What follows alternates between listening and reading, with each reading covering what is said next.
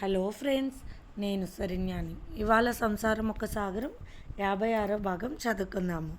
రాసిన వారు మీనా ముక్తేశ్వర్ గారు. ఐసీయూలో ఉన్న సావిత్రి గారి పరిస్థితి మెరుగయ్యింది. భర్తతో మాట్లాడాలని సిస్టర్తో బయటకు కబురు పంపింది.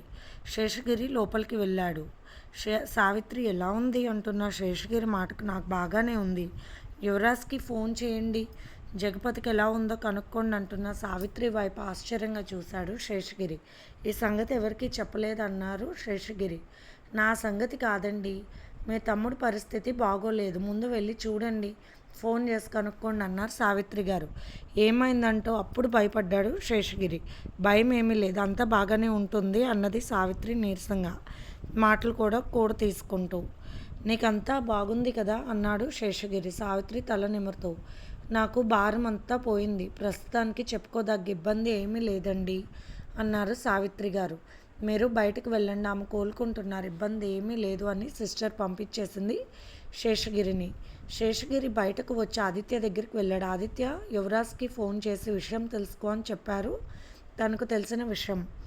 ఆదిత్య ఫోన్ చేయడమే యువరాజ్ ఫోన్ తీసి విషయం చెప్పాడు బాధపడుతూ. తల్లికి జరిగిన విషయం చెప్పి తాము ఎక్కడున్నది అన్నది వివరించి చెప్పాడు ఆదిత్య. అన్నయ్య, ప్రస్తుత పరిస్థితులు ఇలా ఉన్నాయని చెప్పాడు యువరాజ్. ఇటువంటి పరిస్థితులు ఒకేసారి రావడం దురదృష్టకరం, మన కుటుంబాలు కానీ ఆలోచించకండి, జాగ్రత్తగా ఉండండి అని చెప్పాడు ఆదిత్య.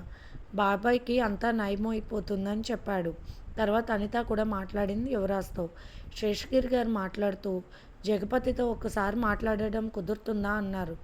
లేదు పెద్దనాన్నగారు, ఆయన ఐసీయూలో ఉన్నారు, సీరియస్ కండిషన్లో, ఆయనకి ఇంకో ఆపరేషన్ చేయాల్సి ఉందంట, మెంటల్గా డిస్టర్బ్గా ఉన్నారంట, అందుకే ఐసీయూలో పెట్టారని అక్కడ జరిగిన విషయాలన్నీ చెప్పాడు వివరంగా యువరాజ్. అసలు అతను ఎవరు, ఎందుకు పొడిచాడంటూ ఆశ్చర్యంగా అడిగాడు శేషగిరి. తెలియదు పెద్దనాన్న, నాకు తెలిసి నాన్నగారికి విరోధులు ఎవరు లేరు, అందరికీ ఏ విషయంలోనూ సమాధానం చెప్పుకోవాల్సిన పరిస్థితులు కల్పించుకోలేదు నాన్నగారు, ఆయనకు కూడా మంచితనం కూడా ఒక తప్పే కదా పెద్దనాన్నగారు అన్నాడు యువరాజ్. అవును, అది నిజమే, మరి అమ్మ పరిస్థితి ఎలా ఉంది అన్నాడు శేషగిరి. అమ్మ ఏదేదో మాట్లాడుతుంది పెద్దనాన్న, అయితే అంత భయపడుతున్నట్లయితే కనిపించడం లేదు, అలా ఆమెను మాటల్లో పెట్టింది అత్త ఉండగా భయం ఉండదు అన్నాడు యువరాజ్ ధైర్యంగా. అవును, వరలక్ష్మి ఉండగా ఏ బాధ ఉండదు ఎవరికి అనుకున్నాడు శేషగిరి. ఉత్తమరాలైన ఆడబోడు చండ ఉన్న నా తమ్ముడి కుటుంబానికి ఆమె దేవతల రక్షణగా ఉంది, కానీ అదే ఆడబడుచుగా ఉంటూ ఆలోచన లేకుండా లేనిపోని కష్టాలు తెచ్చింది భూలక్ష్మి అని అనుకున్నాడు బాధగా శేషగిరి. సావిత్రి పరిస్థితి అంతా నార్మల్గా ఉండేసరికి, అమ్మని మేము చూసుకుంటాం నాన్నగారు, బాబాయ్ దగ్గరికి ఒకసారి వెళ్ళి రండి అని చెప్పింది అనిత. వారికి అన్ని జాగ్రత్తలు చెప్పి కావాల్సినవన్నీ అమర్చి బయలుదేరుతున్న శేషగిరి గారితో, నేను వస్తాను ఉండండి నాన్న అంటూ ఆదిత్య బయలుదేరాడు. పెద్దనాన్నగారు వస్తున్నారన్న ధైర్యం కలిగింది యువరాజ్కి. తరుణ్ కూర్చుని ఏడుస్తూ ఉన్నాడు మైథిలికి చెప్తూ. అసలేంటి ఇలా జరిగింది, ఏం అర్థం కావడం లేదంటూ బాధగా కూర్చుంది మైథిలి. శ్రీకాంత్ గారు స్నేహితుని చూసి బాధపడిపోయారు. మైథిలిని ఓదార్చాడు ఆమె భర్త. వాళ్ళందరూ అక్కడ కూర్చుని ఉండగా జాహ్నవి వచ్చింది.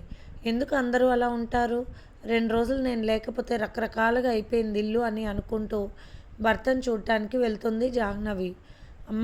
అమ్మా తట్టుకోలేరు మీరు, తరుణ్ ఆ జాహ్నవి దగ్గరకు రాబోతుంటే. లేదు, విషయం తెలియాలి అమ్మకు, నాన్నని చూడాలి, అమ్మ మాటల వల్లే నాన్నగారిలో చలనం వస్తుందన్నాడు యువరాజ్. ఐసీయూ దగ్గరికి వెళ్ళి నేను ఆయన చూడాలన్నది సిస్టర్తో జాహ్నవి. ఐసీయూలోకి వెళ్ళే టైం అయిపోయింది మేడం అన్నది సిస్టర్. ఏంటి నువ్వు మాట్లాడేది, భార్య వస్తే చూడనివ్వరా భర్తను, మిగిలిన వాళ్ళంతా వెళ్ళి చూడొచ్చా అంటూ కోపంగా అడిగింది జాహ్నవి. ఇన్నాళ్ళు ప్రశాంతంగా ఉన్న జాహ్నవిలో ప్రశ్నించడం మొదలైంది. ఇక ఏ ఇబ్బందులు ఉండవని అనిపించింది వరలక్ష్మికి. అది కాదు మేడం అంటున్న సిస్టర్ని, పద నీ మీద డాక్టర్ గారికి చెప్తాను, డాక్టర్ గారు మాకు బాగా తెలుసు, అసలు మా ఆయన అంటే ఎవరు అనుకున్నావు అన్నది జాహ్నవి. ఆ మాటలు విన్న మరొక సిస్టర్ డాక్టర్ గారికి తెలియజేయడంతో, ఆమెను వెళ్ళనివ్వండి లోపలికి, ఆమె వెళ్తేనే మంచిదని చెప్పి పంపించారు డాక్టర్ గారు. లోపలికి వెళ్ళిన జాహ్నవి జగపతి వైపు ఆశ్చర్యంగా భరించలేక ఏడ్చేసింది చూసి.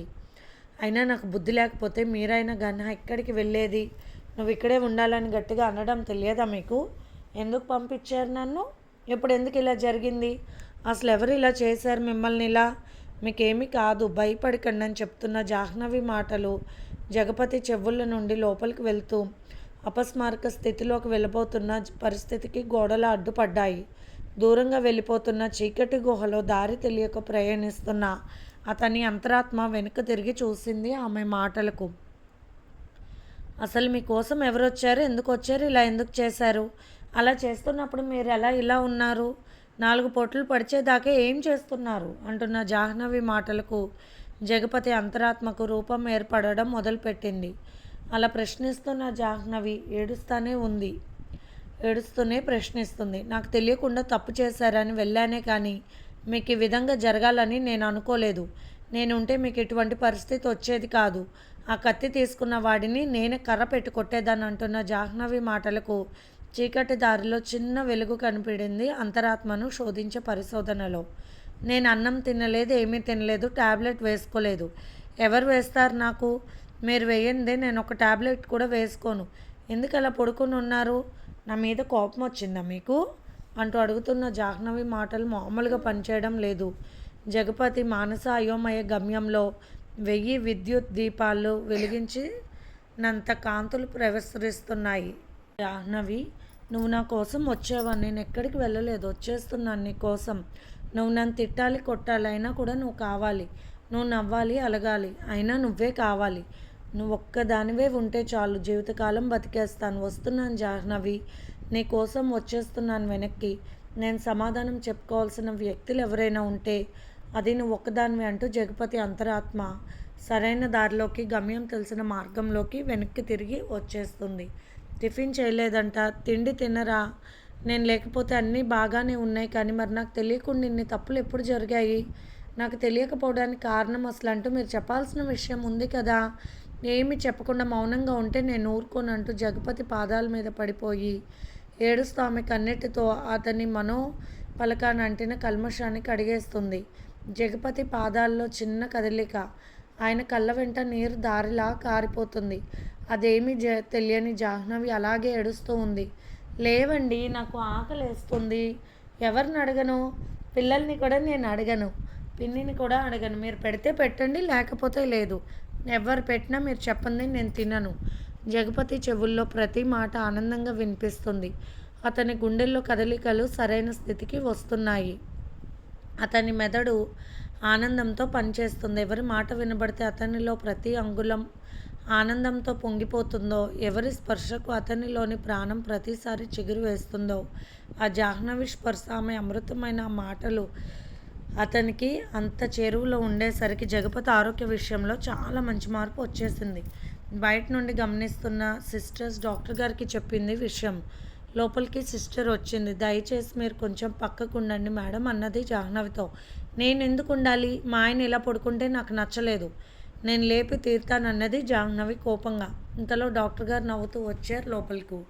జాహ్నవి, మంచి పని చేశారు. మీరు ఒకసారి పక్కకుంటే జగపతి గారు తొందరగా మేల్కొనేలాగా నేను చేస్తాను తప్పకుండా అంటూ నవ్వుతూ చెప్పారు డాక్టర్ గారు. ఈ సిస్టర్ నన్ను లోపలికి రానివ్వలేదు సార్, అందరినీ పంపించింది అంటున్న జాహ్నవి వైపు చూసి, నీలా పస్తనం వేడకుండా ఉండాలంటే జగపతి రాజు గారు లాంటి భర్త ఉంటేనే సాధ్యపడుతుంది. పడుకున్న వ్యక్తి మహోన్నతమైన శక్తి, అతనిలో ప్రాణం నువ్వే. శ్మశానవాసి అయిన మహాదేవుని దరి చేరగల శక్తి ఒక పార్వతీదేవికి మాత్రమే ఉంది. మీరిద్దరూ ఆది దంపతులు లాంటి వాళ్ళని మనస్ఫూర్తిగా అనుకున్నారు ఆ మహాదేవుని భక్తులైన డాక్టర్ గారు. కాళ్ళల్లో కదలిక వచ్చింది. Heart beat, BP, pulse rate మొత్తం కరెక్ట్గా వచ్చేసాయి. చాలా మంచి పని చేశారు మేడం. మీ భర్త గారికి మీరే ప్రాణం పోస్తున్నారు. రియల్లీ వెరీ వెరీ గ్రేట్ అన్నారు డాక్టర్ గారు చాలా సంతోషంగా. జగపతికి ఏవో 4 ఇంజెక్షన్స్ చేశారు. లోపలికి వెళ్ళిపోయి బయటకు రావడానికి డిస్టర్బ్గా ఫీల్ అవుతున్న అతని మనసు బయటకు వచ్చేలా డాక్టర్ గారు, జగపతి గారు, జాహ్నవి గారు వచ్చారు, లెగండి అన్నారు డాక్టర్ గారు. డాక్టర్ అంటూ బలంగా మాట్లాడుతున్నారు జగపతి. జా జా జాహ్నవి జాహ్నవి నేను వచ్చేసానండి అంటూ గట్టిగా మాట్లాడింది జాహ్నవి. వెళ్ళవద్దని చెప్పకపోవడం మీదే తప్పు, నాది కాదు. నా దగ్గరకు వచ్చి నా చెవు పట్టుకొని వెళ్ళకు, మీరంటే నేను వెళ్ళేదాన్ని కాదు అంటున్నా జాహ్నవి మాటలు జగపతి చెవుల ద్వారా అతి మనసులోకి చేరి ఆనందంతో ఆయన పెదవుల కళ్ళు తెరవకుండానే విచ్చుకున్నాయి. ఆ ముఖంలోని సంతోషం కొట్టొచ్చినట్టు కనిపిస్తుంది. ఎందుకు కళ్ళు మూసి నవ్వుతున్నారు? కళ్ళు తెరవండి నా కోసం. ఆ తర్వాత మిమ్మల్ని అడగాల్సిన విషయాలు నేను అడుగుతాను ఇంటికెళ్ళాక. ఇక ఊరుకోను. నేను ఇదివరకులా నాకు చాలా తెలివి వచ్చింది. మిమ్మల్ని అంటున్న జాహ్నవి మాటలకు సిస్టర్కి నవ్వొచ్చి పక్కకు తిరిగి నవ్వుకుంటూ ఉంది. డాక్టర్ గారికి ఆనందం కలిగి తన పేషెంట్ హృదయ కదలికలను గమనించుకుంటూ సంతోషపడుతున్నారు. భార్య మాటలు వింటున్న జగపతి ముఖంలో ఆనందం కొట్టొచ్చినట్లు కనబడుతుంది. ఆయన కన్నులు తెరుచుకోవాలనుకుంటున్నాయి. ఆ కన్నుల ముందుగా చూడాలనుకుంటున్నది మాత్రం ఆయన భార్య జాహ్నవిని. జాహ్నవి, నువ్వు నా ముందే ఉన్నావా అంటూ ముద్దగా అడుగుతున్నాడు జగపతి. మీ ముందుగానే ఉన్నాను. అయినా మీకు కనిపించకూడదు, మీకు వినిపించకూడదు. దూరంగా ఉండి ఎన్నో చేయాలని వచ్చాను కానీ కుదరలేదు నాకు. ఇప్పుడు కనిపిస్తున్నాను చూడండి. మీ మీద కోపం వచ్చిన మాట నిజమే, కానీ మీరు తెచ్చిన చీర కట్టుకున్నాను. ఈ చీర కట్టుకున్నప్పుడు మీకు చాలా ఇష్టం కదూ అని మనసులో ఉన్న మాట ఏమాత్రం బిడియం లేని పసిపాపలా చెబుతున్న జాహ్నవిని చూసి అక్కడ ఉన్నవారు సంతోషించారు. ఒక రకంగా ఆ అనుబంధాన్ని చూసి ఆశ్చర్యపోయారు. కళ్ళు మెల్లగా తెరిచాడు జగపతి. ఏదో తెలియని బాధ, సంతోషం గలగలిపిన నవ్వు ఆయన ముఖంలో తాండవించింది. వెళ్ళాను అని నన్నేమీ అనకండి అంటున్న జాహ్నవి వైపు చూసి, టాబ్లెట్ వేసుకున్నావా అంటున్న భర్తను చూసి, తరుణ్ వేశాడు. వాడికి వేయడం చేత కాదండి. ఎందుకు? చాలా చదివాడు. ఏమీ చదవకపోయినా మీరు నయం. చేదుగా ఉంది. యాక్ గొంతులో ఒక పక్కకు విసిరేశాడు. అది వేరే పక్కకు వెళ్ళి నోరంతా చెడిపోయింది అంటున్న జాహ్నవిని చూసి నవ్వుకున్నాడు జగపతి. వారిద్దరిని చూసి, ఈ రోజుల్లో మీలాంటి ఆది దంపతులు కళ్ళకు కనిపిస్తారా అన్నట్లు మనసు లోపల దండం పెట్టుకుంది అక్కడే ఉన్న సిస్టర్. ఎన్నో ఏళ్ళైనట్టుగా జాహ్నవి మొహాన్ని చూస్తూ ఆమె తల మీద చెయ్యి వేసి, ఏమిటి ముఖమంతా ఇలా వాచిపోయింది, కళ్ళు ఎర్రబడిపోయాయి, ఎందుకమ్మా అంటున్న జగపతి మాటలకు ఒక్కసారిగా జగపతి చేతులు పట్టుకుని ఏడ్చేసింది జాహ్నవి. ఒక్కసారిగా మీలాంటి అబ్బాయి వచ్చిన ఎదురుగా నిలబడి మీ కొడుకు అని చెప్తే నాకు బాధగా ఉండదా? అదేలే, మిమ్మల్ని ఇంటికి వెళ్ళాక చెడమెడ 4 దులిపేస్తాను. కోపం అంతా దాచుకుని అప్పుడు అడుగుతాను మిమ్మల్ని.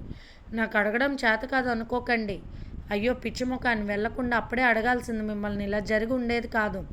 సరేలే, అవన్నీ మనం ఇంటికి వెళ్ళాక మాట్లాడుకుందాం అంటున్న జాహ్నవి వైపు చూసి సిస్టర్ ముసిముసిగా నవ్వుకుంటూ జగపతికున్న కొన్ని ప్లాస్టర్లు తీస్తూ ఉంది. ఇదిగో అమ్మాయి, ఎందుకు అలా నవ్వుతున్నాం? ఏం తెలుసు నీకు అని జాహ్నవి సిస్టర్ వైపు చూసి బొంగమూతి పెట్టుకుంది. వస్తున్న నవ్వు ఆపుకుంటూ ఉన్న సిస్టర్ ప్లాస్టర్ లాగేసరికి అబ్బా అన్నాడు జగపతి. చిన్నగా లాగు. నా వైపు చూసి నవ్వుతూ అలా గట్టిగా లాగేసేవే. బాగా నొప్పుందా? ఏమండి మాట్లాడారా? నవ్వుతూ ఉంటారు. మీరు అలాగే ఏమీ తెలియనట్టుంటే ఇలాగే చేస్తుంది సిస్టర్. అప్పుడు తరుణ్ పుట్టేకు ఆపరేషన్ చేయించుకున్నప్పుడు కూడా అక్కడున్న నర్సు నన్ను అలాగే బాధ పెట్టింది. అందుకే నాకు తెలుసు. అసలు నన్ను మిమ్మల్ని చూడటానికి రానివ్వలేదు ముందు సిస్టర్. అందుకే నాకు కోపంగా ఉంది ఈమె మీద అని చెబుతున్న జాహ్నవి వైపు చూసి ఏమీ మాట్లాడకుండా ముచ్చటగా నవ్వుతుంది సిస్టర్. ఇట్లా నవ్వుతూ ఉంటే కుదరదమ్మాయి. మా వారు ఎప్పుడు హాస్పిటల్ ఇలా పడుకుని ఉండలేదు. ఏమనుకున్నావేంటి? ఆయన చాలా బలంగా ఉంటారు. ఇప్పటికీ నన్ను ఎత్తుకొని గిరగిర తిప్పుతారు.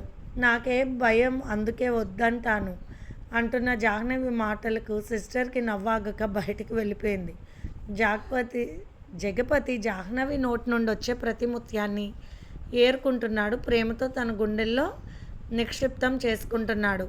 జాహ్నవి బుగ్గలకు అంటిన కాటుక మచ్చను చూస్తూ తుడుస్తూ ఉన్నాడు జగపతి. పిల్లలు వచ్చారు చూడటానికి.